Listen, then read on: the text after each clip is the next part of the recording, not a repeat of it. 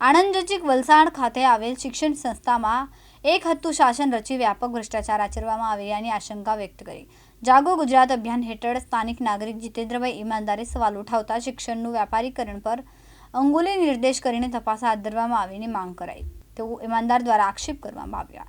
જાગો ગુજરાત અભિયાન હેઠળ આણંદ નજીકના વલાસણના જાગૃત નાગરિક જીતેન્દ્રભાઈ ઈનામદારે કરમસદથી બારડોલી નવી વોલ્વો બસની સુવિધા ઉપલબ્ધ કરવામાં આવી તેવો માંગનો નાયબ મુખ્યમંત્રી દ્વારા હકારાત્મક અભિગમ સાથે આજે પુનઃ સરદાર પટેલની જરૂરત ક્યાં સરદાર ક્યાં, જ્યાં સરદાર પટેલ ત્યાં દેશભરના ખેડૂતો માટે જગતના તાત હોય તેઓ સાથે ન્યાય કરવામાં આવે। રજૂઆત સાથે વલાસણ ખાતે આવેલ ટ્રસ્ટ સંચાલિત વલાસણ કેળવણી મંડળીમાં છેલ્લા કેટલાય સમયથી પોતાના એક હત્તું શાસનના યથાવત રહે તેવા ખેલ ટ્રસ્ટના મહેશભાઈ પટેલ દ્વારા રચતા નવી ટ્રસ્ટીની નિમણૂક પર વારંવાર રજૂઆત કરવા છતાં એનકેન પ્રકારે થલ્લે ચડાવવા પાછળ આશય શું, શૈક્ષણિક સંસ્થાના હિસાબ જાહેર કેમ કરવામાં આવતા નથી ના સંદેહ વ્યક્ત કરીને શૈક્ષણિક સંસ્થામાં શિક્ષણનું વ્યાપારીકરણ કરીને ભ્રષ્ટાચાર આચરવામાં આવતા હોવાની આશંકા વ્યક્ત કરાઈ। 6 ડિસેમ્બર 1967માં મારો જન્મ વલાસણ ગામે થયો। 1983માં કામ ધંધા અર્થે મારા ફાધર સાથે 9મા ધોરણની એક્ઝામ આપીને હું સુરત મુકામે ગયો અને આજ દિન સુધી હું ત્યાં જ વસવાટ કરું છું।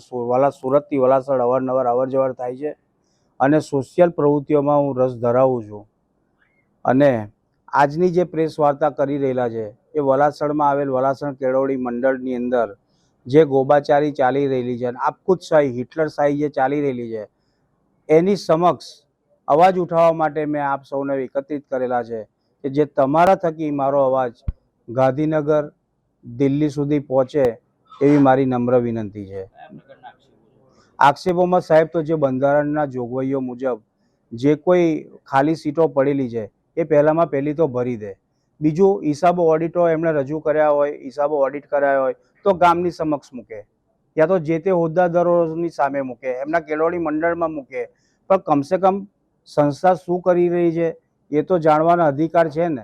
એની માટે સભાસદ હોવું, ટ્રસ્ટી હોવું કે કોઈ હોદ્દો જરૂરી છે નહીં। જી